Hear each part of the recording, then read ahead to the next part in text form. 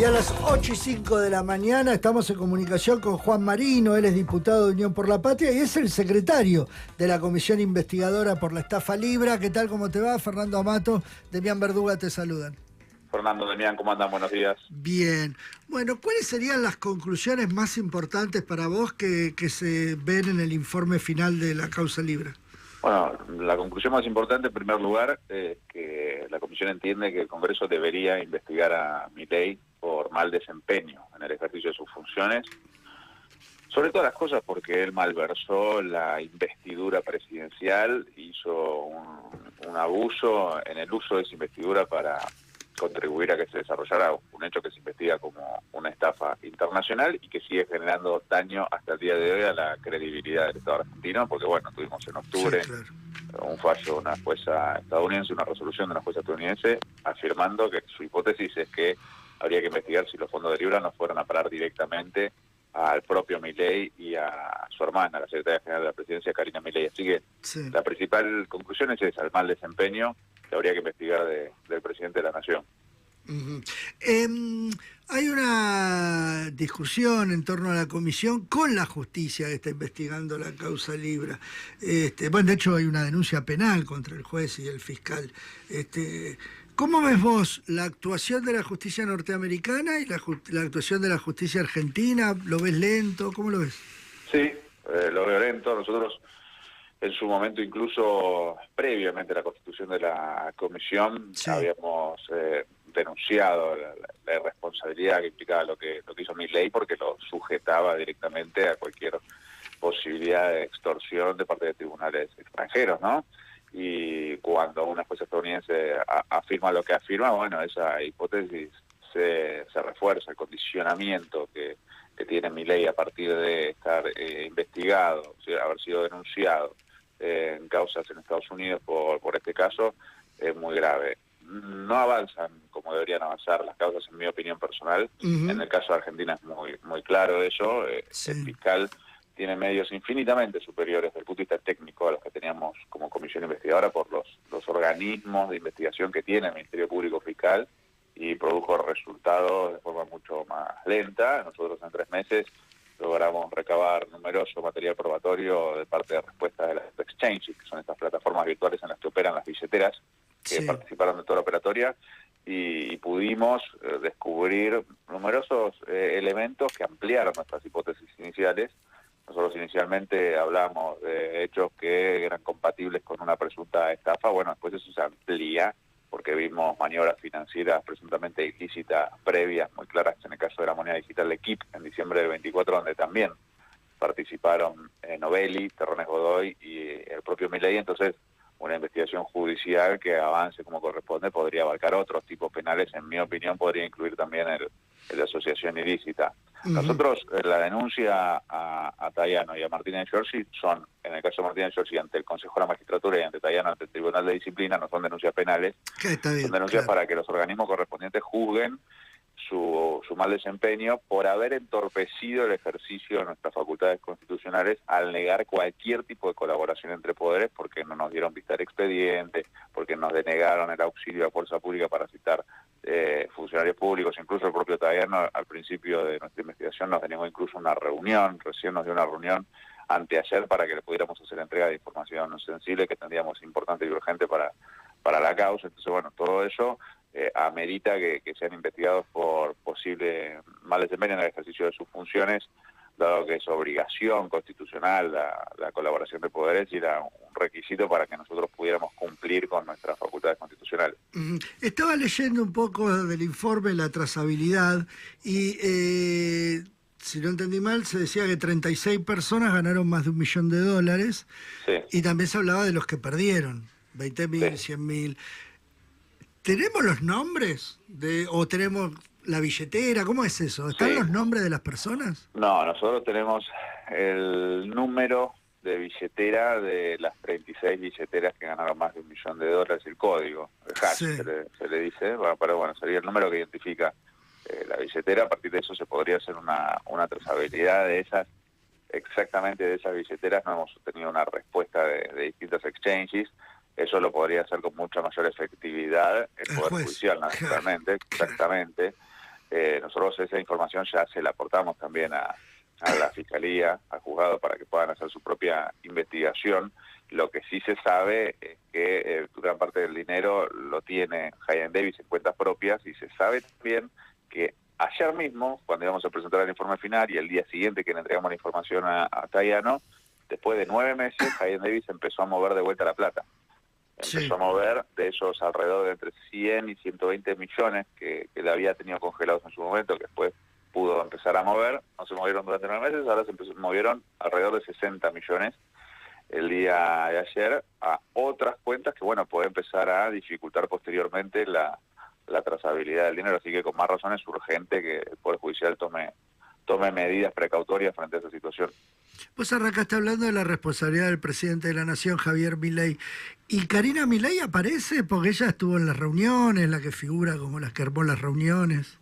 Sí, la responsabilidad política también de ella la determinamos. Ella fue la que, como mínimo, fue la que prestó las instalaciones del gobierno nacional del Estado argentino para las reuniones preparatorias a estos hechos, tanto el caso de TIP como el caso de Libra, como mucha mayor magnitud después en febrero, por lo cual desde ese punto de vista ella tiene responsabilidad. Detectamos incluso una reunión que había pasado prácticamente desapercibida el 29 de enero del 25 con Mauricio Novelli y con María Pía Novelli, que acordémonos que después, algunos días después de Libra, el primer día hábil después de Libra, es la que fue a vaciar las cajas de seguridad que había abierto Novelli en el Banco Galicia. Cierto, claro. ¿Sí?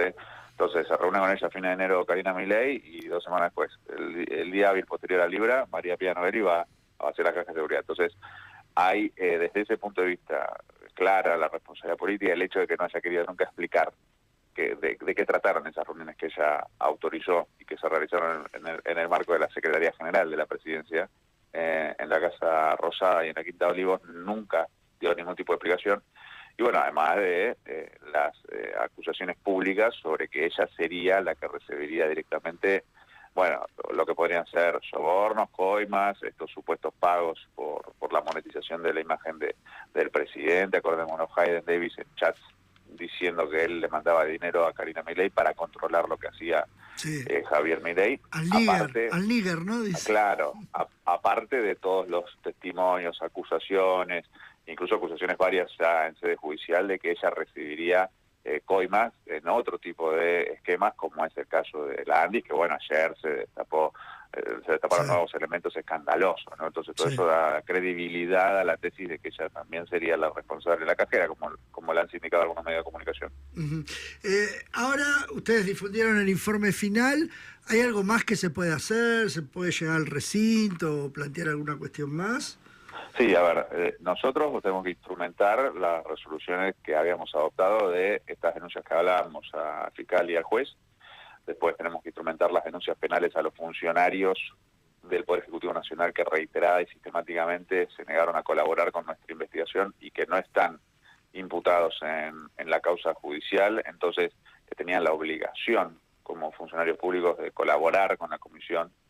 En el caso de Mariano Cunio Libarona, Sícabo, la titular de la supuesta Unidad de Tarea de Investigación del Ministerio de Justicia, que nunca nos mandaron sus actuaciones, el titular de la OA, bueno, los funcionarios que deliberadamente, sistemáticamente, permanentemente, no solo se negaron a concurrir a declarar, sino que tampoco colaboraron con el envío de información, los vamos a denunciar en sede judicial penalmente para que se los investigue por posible incumplimiento de deberes de funcionario público. Después, en relación a lo que le corresponde al propio Congreso en sí, lo que le corresponde al propio Congreso es determinar qué pasos a seguir a partir del conocimiento del contenido del informe final. Nosotros, como Unión por la Patria, ya en su momento, poco de tiempo después de que ocurrió lo que ocurrió con Libra, presentamos el pedido de juicio político. Ahora es una decisión política de cada diputado, de cada bloque, decidir qué hace tomando conocimiento de un informe que reunió la información suficiente no solo para reforzar las hipótesis que en nuestro caso como UP habían justificado el juicio político, sino para ampliarlas, porque ahora conocimos hechos que son mucho más graves y que amplían digamos, los fundamentos para no entrar al juicio político, ni que hablar del daño continuado que hay a nivel internacional, como es el caso de la resolución de la jueza Rochona. Entonces, mi opinión personal Sí, no es que parece, es porque a partir del último resultado electoral, claro, la libertad avanza, se garantizó el tercio. Claro. Sí. Entonces el tercio los blinda de cualquier juicio político, por lo cual tampoco es presentarlo un planteo que considere la viabilidad práctica de que ocurra en el recinto, es más bien una obligación ética y política institucional de que todos tenemos que tomar la mayor cantidad de medidas posibles para contribuir a reducir el daño que le han generado a la credibilidad internacional del Estado argentino Javier y Karina Milei. Entonces, desde ese punto de vista, en mi opinión, es una obligación ética presentar el planteo de juicio político. Incluso el oficialismo, si quisiera aclarar lo que pasó, hacer la investigación y concluir desde su punto de vista, que Milei no tuvo ninguna responsabilidad, bueno, que abran el juicio político, que se haga la investigación y que ellos propongan esa conclusión sobre la base de demostrarla, de dar explicaciones, de dar información, cosas que no hicieron en ningún momento, porque no pueden explicar nada, porque es todo alevoso y evidente, público y notorio. Entonces, después hay una discusión como un poquito más profunda y que me parece que abarca a todos los gobiernos y a todas las sociedades, si en la sociedad cala hondo el tema corrupción o no, digamos. Creo que del kirchnerismo para acá, denuncias de corrupción ha habido muchísimas, y no sé si eso ha influido en el voto en general.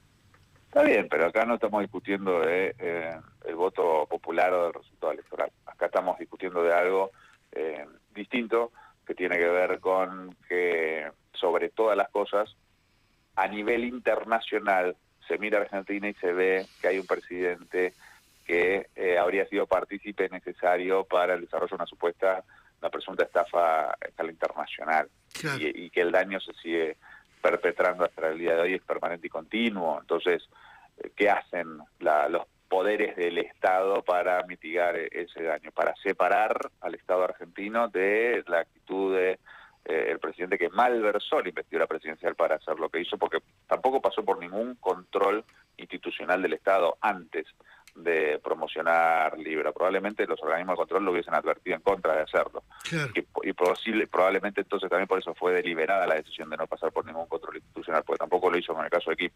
Entonces acá eso es lo que estamos discutiendo. Es esa obligación institucional, es una decisión en ese orden. Después, naturalmente, en la campaña electoral y a la hora de decir el voto popular, el pueblo toma las decisiones que toma de acuerdo con los criterios que tienen. Evidentemente, en la última elección el 41% que votó a Milei ponderó como más importante el hecho de que Milei estaría consiguiendo un acuerdo con Estados Unidos que se supone que traería 40.000 millones de dólares, inversiones multimillonarias estadounidenses, creación de puestos de trabajo, cosa que lo van a tener que demostrar que eso va a ocurrir. Hasta ahora lo que tenemos es un acuerdo comercial que es peor que el pacto Roca-Runciman.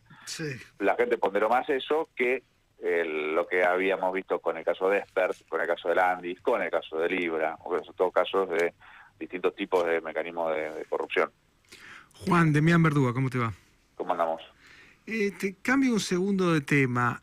Hay muchas versiones sobre una supuesta ruptura del bloque de un grupo de diputados, básicamente los que responden al gobernador de Catamarca, Raúl Jalil. ¿Cómo ves la situación del bloque? ¿Cómo está la situación del Globo que ahora, después de las elecciones, antes de asumir el 10 de diciembre? Tuvimos una reunión después de la elección y ayer tuvimos una cena para despedir a los compañeros que se les termina el mandato ahora, y la verdad es que en ninguno de esos casos ningún sector del bloque manifestó su decisión de romper e irse. Sí, obviamente somos conscientes de los trascendidos mediáticos que hay, pero incluso los compañeros de Catamarca estuvieron en estas reuniones y no manifestaron ninguna decisión de irse, así que eso por el momento no estaría planteado. Por lo cual, bueno, nosotros fuimos todos juntos en una boleta, que fue la boleta de Fuerza Patria. Si uno lo mira desde ese lugar, lo natural es que haya un bloque que sea la expresión de esa boleta electoral en la que fuimos todos juntos, que es la de Fuerza Patria. Así que esa es la situación hasta el momento. Nosotros tenemos por delante el desafío de enfrentar un presupuesto que parte de la base de haber incumplido con las leyes que votamos en el Congreso de emergencia en discapacidad, la ley del Garrahan, la de las universidades. Entonces es un presupuesto absolutamente inaceptable desde ese punto de vista. La pretensión del gobierno avanzar en una reforma laboral regresiva contra los derechos del movimiento obrero, que nosotros también rechazamos, por lo cual hay un importante trabajo que tenemos que desenvolver hacia adelante desde el bloque y desde Fuerza Patria, que me parece que son desafíos que tenemos que desarrollar, y la verdad que no tenemos que estar pensando en ruptura, sino que tenemos que estar pensando sobre todas las cosas en cómo vamos a seguir luchando para que vengan a dar explicaciones al Congreso sobre el acuerdo con Estados Unidos, que no puede ser secreto y que es un escándalo. Sí. O sea, nosotros tenemos, lo decía antes, un pacto con Estados Unidos que es peor que el pacto de Roca-Runciman. No pasó por el Congreso, no hubo ningún tipo de deliberación en el Congreso. Tenemos un swap que no sabemos si que los medios dicen que se está ejecutando, pero nosotros no tenemos información fehaciente de si se ejecuta o no se ejecuta, con qué condiciones, cuáles son los requisitos para Argentina.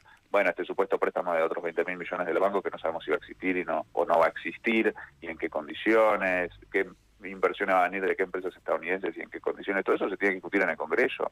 El Congreso tiene que, y nosotros tenemos que tener una iniciativa como bloque opositor para incidir y condicionar ese acuerdo y desenvolver una lucha en ese sentido.